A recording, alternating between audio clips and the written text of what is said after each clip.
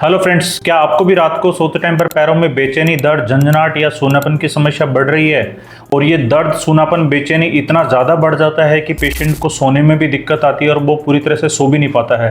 तो दोस्तों, इसको रेस्टलेस लेग सिंड्रोम बोलते हैं, जो कि आजकल एक बहुत कॉमन समस्या हो गई है। और इसके जो मुख्यतः जो कारण देखे जा रहे हैं, तो ये कई बार कुछ न्यूट्रिशनल डेफिशिएंसी, मसल टाइटनेस या फिर किसी तरह की नर्व इंजरी के कारण भी हो सकती है, और समटाइम कुछ हार्मोनल चेंजेस के कारण भी ये समस्या हो जाती है। तो दोस्तों, आज इस वीडियो में अपन इस रेस्टलेस लेग सिंड्रोम के बारे में बात करेंगे कि ये क्यों होता है और इसके क्या कारण हैं। तो दोस्तों, इस वीडियो के लास्ट में मैं आपको एक ऐसे उपकरण के बारे में बताऊंगा जिसको यूज करके आप इस रेस्टलेस लेग सिंड्रोम की समस्या से आप निजात पा सकते हैं। तो जिनको भी ये वीडियो अच्छा लगे तो इस वीडियो को लाइक एंड शेयर जरूर करिए एंड चैनल को सब्सक्राइब करे बिना नहीं जाइए। तो चलो शुरू करते हैं आज का वीडियो।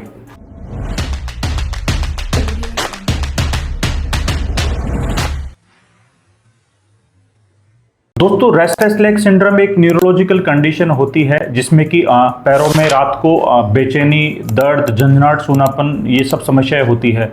बेसिकली जो इस रेस्टलेस लेग सिंड्रोम के जो अगर कारण अगर देखते हैं तो कई बार बॉडी के अंदर आयरन और मैग्नीशियम की डेफिशिएंसी अगर होती है तो भी आपको ये इस तरह की बेचैनी पैरों में स्टार्ट होती है।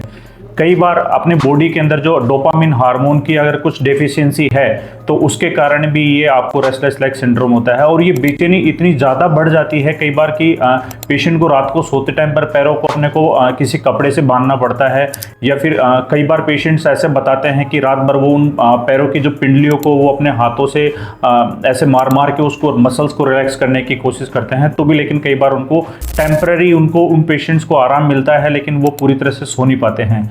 दोस्तों, तो इसमें कई बार डॉक्टर्स जो जिनको कि इस तरह की समस्या होती है तो उनको आयरन और मैग्नीशियम के कई बार इंजेक्शन लगाते हैं, और डोपामिन की डेफिशिएंसी के कारण कई बार उनको डोपामिन के भी इंजेक्शन लगाते हैं।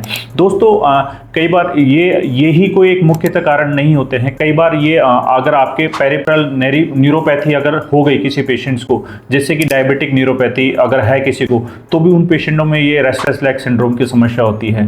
दोस्तों, पेरिफेरल न्यूरोपैथी में जो अपनी जो पाँव की जो आपकी जो नर्व्स है वो नर्व्स आपकी डैमेज हो जाती है। वो नर्व्स को डैमेज होने के कारण भी पेशेंट्स को रात को नसों के अंदर पेन रहता है और उनके मसल्स में जकड़न रहती है, स्टिफनेस रहती है, और वो पेशेंट पूरी तरह से सो नहीं पाता ढंग से। तो दोस्तों, इसके अगर उपचार की अगर अपन बात करते हैं तो जो हम घर पे ऐसे कुछ एक्टिविटीज बताते हैं जिसको करने से भी रेस्टलेस लेग सिंड्रोम की समस्या से आप निजात पा सकते हैं।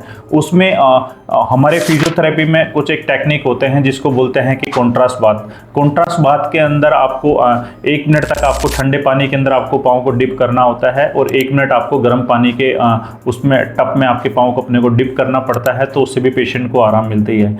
और दूसरा एक जो बहुत इंपॉर्टेंट जो एक मशीन जो उपकरण जिसकी मैं बात कर रहा था उसको हम बोलते हैं न्यूमेटिक कंप्रेशन। न्यूमेटिक कंप्रेशन से वो एक ऐसी मशीन है जिसको पाँव पे लगाने से और वो पैरों की मसल्स को दबाती है, और उन मसल्स का कॉन्ट्रैक्शन और ये सब चीज़ें होता है, तो मसल्स वहाँ की रिलैक्स होती है और वहाँ का ब्लड सर्कुलेशन इंप्रूव होता है। दोस्तों, ये एक ऐसी मशीन है जो कि जिनको कि जो भी लोग बाग है जिनको कि लंबे टाइम तक खड़े रहना पड़ता है, तो उनको वेरिकोज वेन की भी समस्या हो जाती है। तो उस वेरिकोज वेन वाले पेशेंट्स में भी ये पैरों में बेचैनी की समस्या बढ़ जाती है, तो उसमें भी ये न्यूमेटिक कंप्रेशन जो मशीन हम यूज़ करते हैं उसका बहुत अच्छे रिजल्ट्स हैं।